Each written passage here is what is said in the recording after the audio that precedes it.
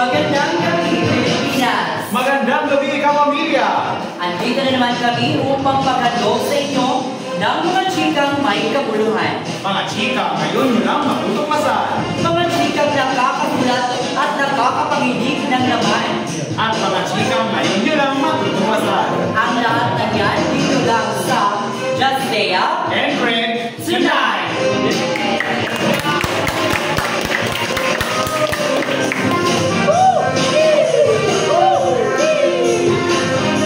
Mga kapamilya, isang panibagong chika na naman ang ating pag-uusapan sa gabing ito.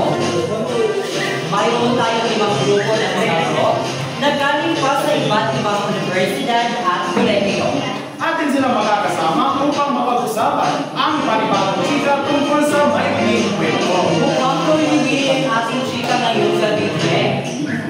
At alam kong nasasabik na rin ang ating mga kapamilya na mapakinggan ang chika ito.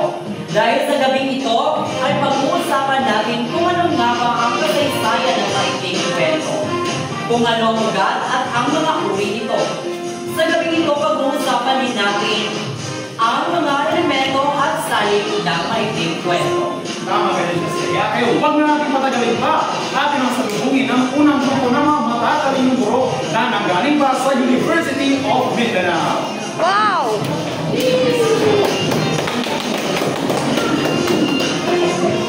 Ating salubungin, sino? Jason Narciso.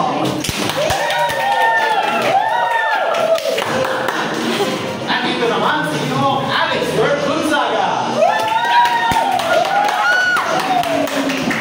Ngayon naman ay ating salubungin ang napakagwapong si Ginoong Renel Mandagyo. Hindi naman mapapalangkas sa Ginoong Diyos Marufon.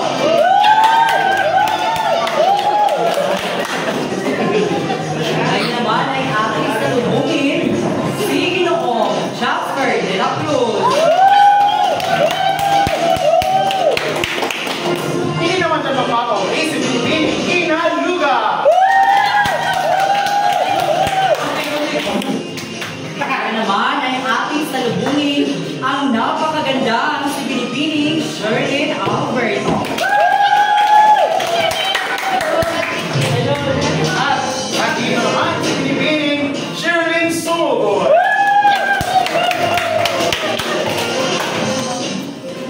Silang walo ang ating makakasama ngayong gabi. Pwede na kayong maupo. Kuya, video na eh. Magandang gabi sa inyo, mga maggagandahan at nagwabang mga lugar.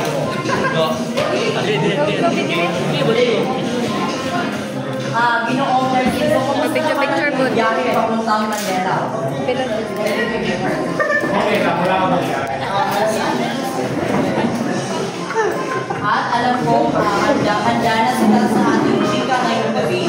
Patuloy sa ating kwento. Tama ako, Ginoo. At tingnan natin yan. Masasagutan nila ang mga tanong na inihanda natin sa kanila. Ngayon ay ating pag-uusapan ang kasaysayan ng maikling kwento. Ngayon ay makakasama natin si Ginoong Narciso para magbahagi ng kanyang kaalaman patungkol sa kasaysayan ng maikling kwento. Magandang gabi sa iyo, Ginoong Narciso.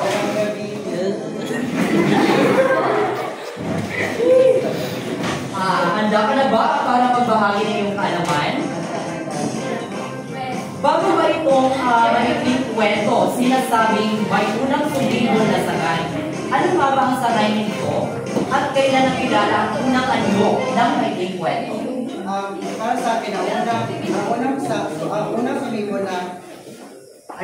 sumibol ay ang sangay ng pagsasalaysay. Ito ay galing sa magazine ng mga Amaranth at Forget Me Not na nila noong dating siya na daang taon na ipinaunad ng mga Amerikanong matikang manunulat na si Edward Allan Poe at Nathaniel Hartwood at Bret Hartley at Henry James. At sa ating bansa naman, ang pagsasalaysay isang likas sa ating katutubo sapagkat ito ay bahagi na sa ating pang-araw-araw na ginagawa. Ang mga salaysay na ginagawa, kasaya ay kadalasan ng mga salaysay ay galing sa mga kwento bayan, at anekdoda, parabula, papula, at marami pang iba. At naging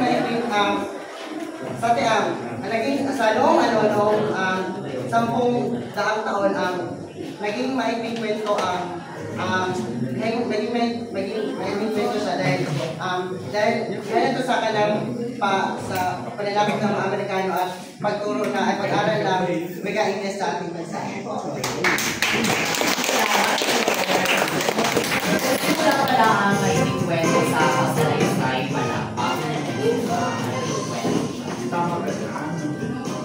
Sinakop daw ng mga Amerikano. Ngayon, susunod natin tatanungin ay si Ginoong Gonzaga.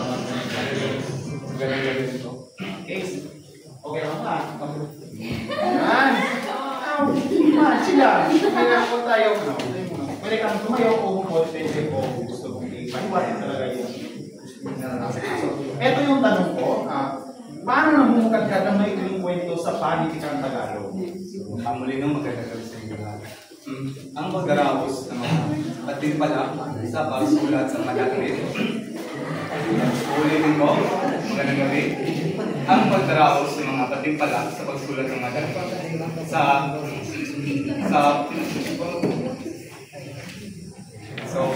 siya na po sa ulitin ko. Ang pagdaraos sa mga sa mga patimpala sa pagsulat ng madaklit. Pinapamahalaan na payagang mithi ay ang naging simula upang mamungkadkad ang maikling kwento sa panitikang Tagalog. Noong labing sampu, nagkamit ng unang gantimpala ang kwentong Elias na isinulat ni Rosauro Almario. Ang maikling kwentong ito ay nagbigay-digay sa pamamagitan ng pahayagang mithi, demokrasya, liwayway, at kalipa. Unti-unti itong nakilala, umunlad at tumaas ang uri ng maikling kwento. Lalong sumigla ang mga kwentista na magkaroon ng buwan ng patimpala sa pagpapahayag ng kalipa. Noong 1920, gantimpala, ito ang unang kwentong tumapat sa mahigpit na pangangailangan ng banghay. Yun ang po. Ayun, so mag-iibig siya pa, 1910, yung unang sulat ng Ginoong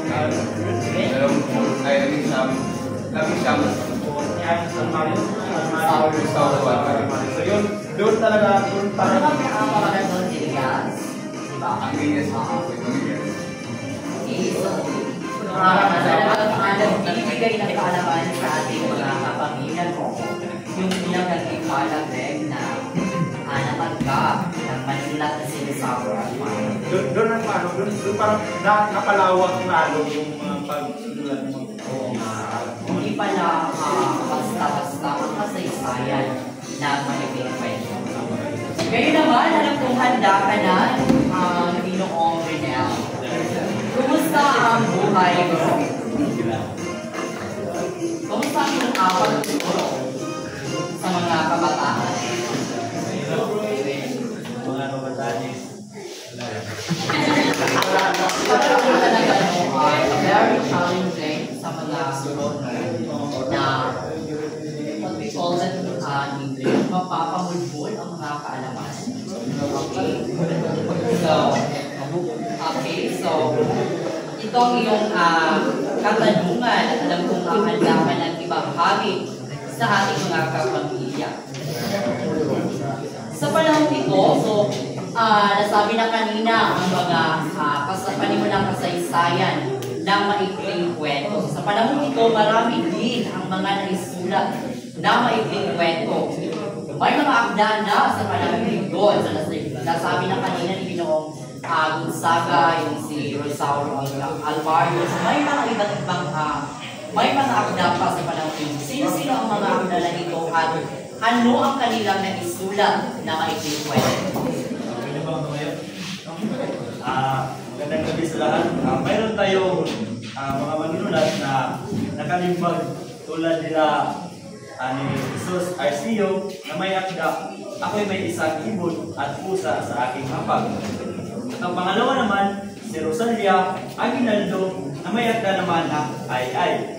At ang pangatlo, si Brigado Batong Bakal na may akda na nagbibihis ang ayon.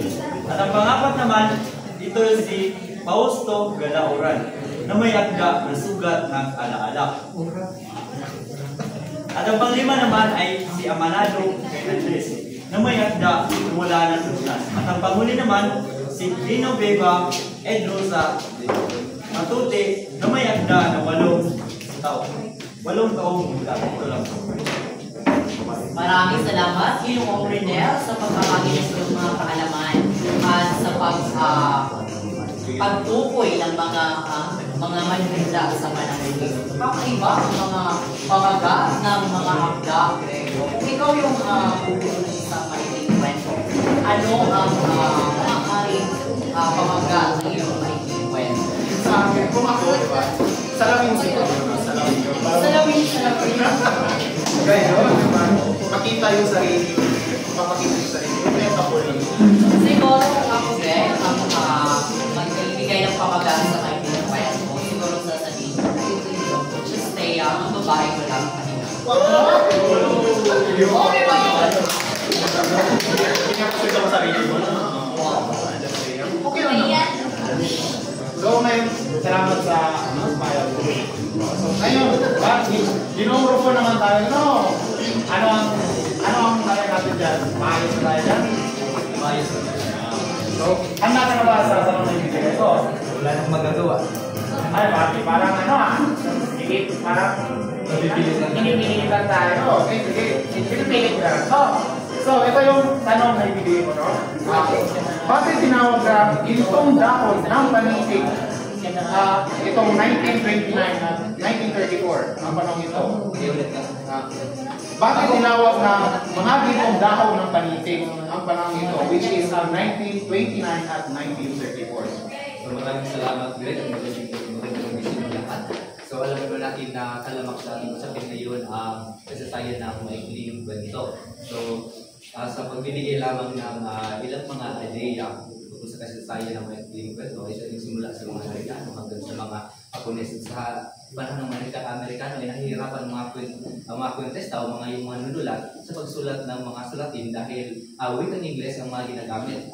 Meron mga nakasulat ng mga wikang Pilipino, wikang katutubo, subalit mga ihilan lamang. At pagdating naman sa panahon ng mga Apones ay doon ipinagbabawal ng mga Apones ay pinasara nila yung mga pahayagan at pinagbabawal ang paggamit ng wikang Ingles. At sa kabila naman ay pinahihintulutan nila mga Pilipino sa paggamit ng wikang katutubo, wikang pagbansa sa medium ng pagsulat. At sa iyong pagpupulang sa iyong katanungan kung ano ba, bakit tinawag itong dahon ng panitikan? Pero sa panahon iyon ay nagkaroon ng panunuri at pamumuna tungkol sa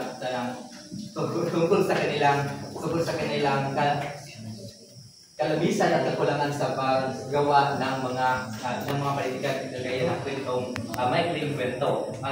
Dahil dito ay ganap silang nakasa tungkol sa maikling katha. Nagkaroon din sila at ginampanan nila ang kanilang dapat ginampanin kung bakit sila magiging dakilang manunulat. So yun lang. Maraming salamat sa iyo. Talagang papakalawak ang kanyang kaalaman patungkol sa kasaysayan ng maikling kwento. So, just talaga, malaki talaga yung papel ng mga mananakop upang sa ating history, no? Lalo na sa maikling kwento. So, kung hindi tayo sinakop, siguro hindi masyado itingin, no? Yung susulat ng maikling kwento. Mga kapamilya, makakasama natin mamaya si Ginoong Jasper de la Cruz sa pagbabalik ng Gaskea And Greg Tonight!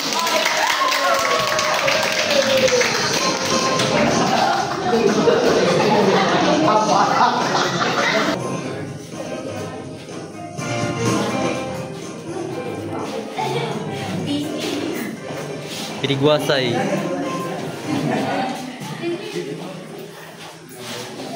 Hala. Oh no, nandiyan na si Crush. Kumusta naman ang ko? Hindi na lang, hindi na kayo hurt. Nagpagulim ako.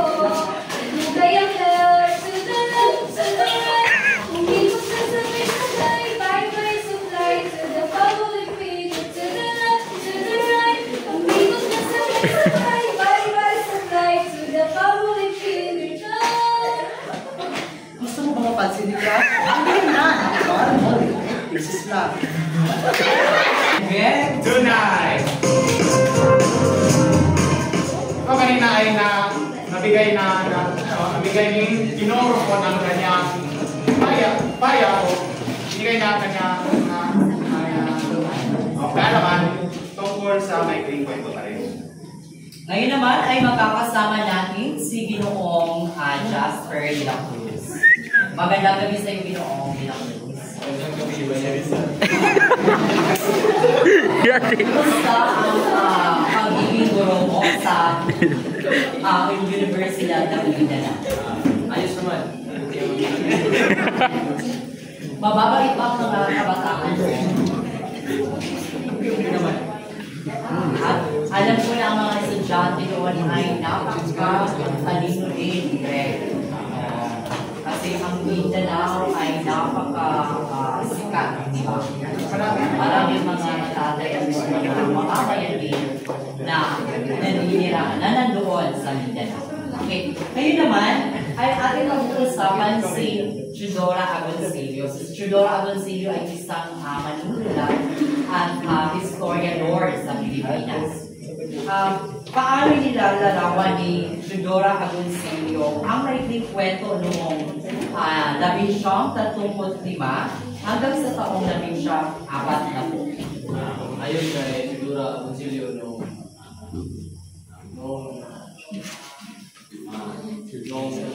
maikling kwento noong 1935 hanggang 1940 ay mga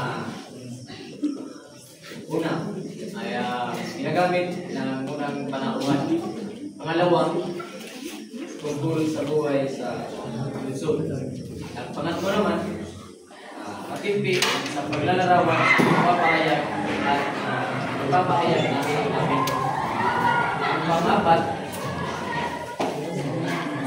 pang-apat naman ay gamot sa malinis na panananggalong matagis. Ang ulit, pang-lima at may iba't ibang buhay. Narinig natin kanina sa list na pananagal. So dapat talaga maiintindihan ng mga mababasa yung tambo ng iyong maikling kwento. So, maraming salamat. So, ngayon naman, ang susunod na series na kita, Kachikari ay si Binibini Luga. So, magandang gabi sa Binibini. Yan, dapat sporting ang gawin natin ngayon. Yan, no? So, ngayon nandito yung tanong ko, sana ay handaan na. Halaga ba? Yun. Confidence. No? Yun. So, ito yung tanong ko. So, may mga pupunang nagtaguyod sa literatura at nakilala sa panahon ito.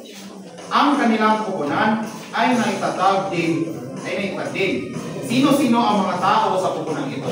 So, naitatag din ang mga pupunang nagtaguyod sa literatura. So, sa panahon ito, mas nakilala si Narciso Reyes, nananalo sa unang gantimpala ng nagdatang upang pinupuan. Susunod naman ay si Uway Arceo, na nanalo sa ikalawang gantimpala ng nagdatang uhaw ang tigang lupa. Pangatlo ay si F. William Gonzales, na nanalo sa ikatlong gantimpala ng nagdatang lungsod na yun at dalan.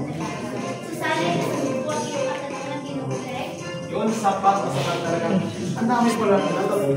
At nakatanggap sila ng mga gantimpala. Hindi lang paano talaga sila. Just kaya, no? So noon pa man, ginagawa pa competition na magiging kwento. Dapat huling mangyayari yan kung magaganap sa mga paaralan. Sa tuwing buwan ng wika, no? Dapat may ganong baligsahan, no? Sa paggawa ng magiging para masanay naman ng mga kabataan pagsulat ng mga ibang kwento. Makadali pa. Maraming salamat, Binibining. Ngayon naman ay makakasama natin si Binibining Alberto. Magandang gabi sa iyo, Binibining. Kumusta ang pagiging guro? Mataas na ba ang iyong sahod?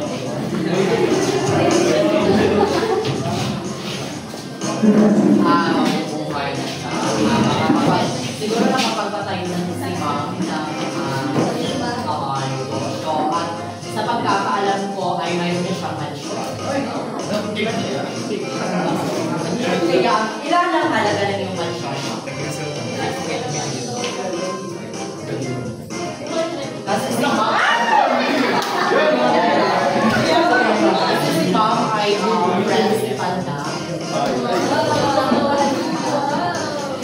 Okay, para naman sa may katanungan, Ma'am, may mga digmaan na naganap sa panahon ng paglaganap ng maikling kwento.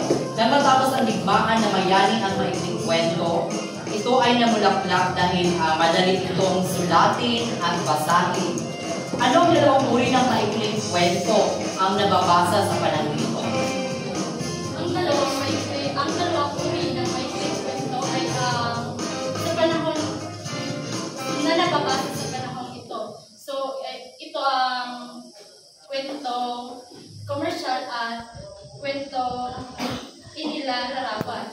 So, talagang madali itong unawain, bagamat hindi maayos banghay at talagang minadali itong sulatin. Ang kwento na may pampanitikan sa pagkatunay na maayos na inilalahad ang mga papel ng bawat tauhan at natatapos ang kwento na nag-iiwan ng isang kapisalan. Maraming salamat sa iyong binahaging kaalaman, Binibining Alberto. So, ano nga yung dalawang uri ng maikling kwento? So, ang kwentong commercial at kwentong inilalarawan.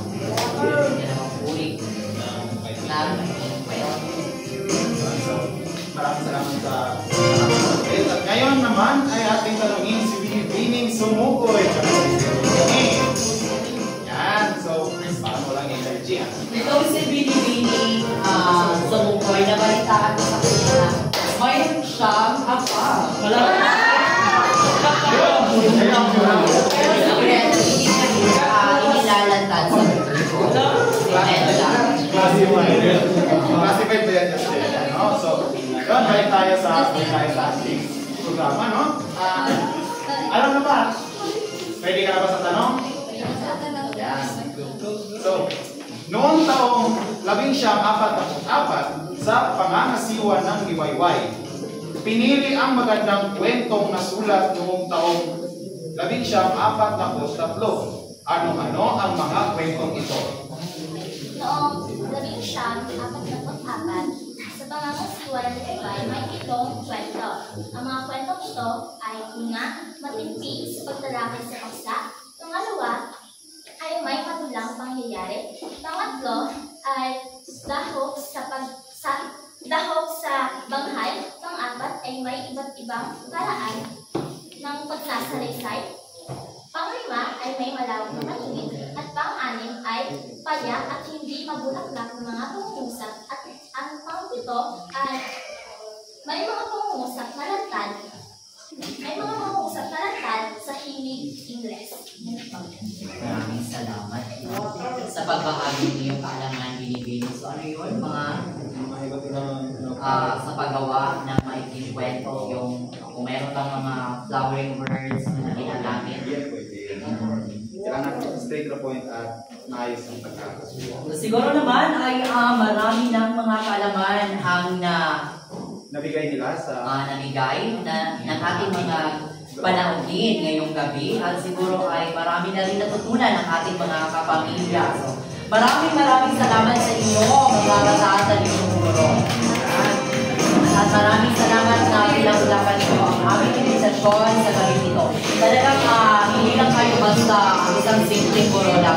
At sikat na kayo dahil nakikita na kayo sa TV, di ba? Live tayo yun sa ABS-CBN channel. Okay. Mga kapamilya, mamaya makakasama natin ang pangalawang grupo ng mga guro na mula pa sa University of the Philippines. Sa pagkakataon,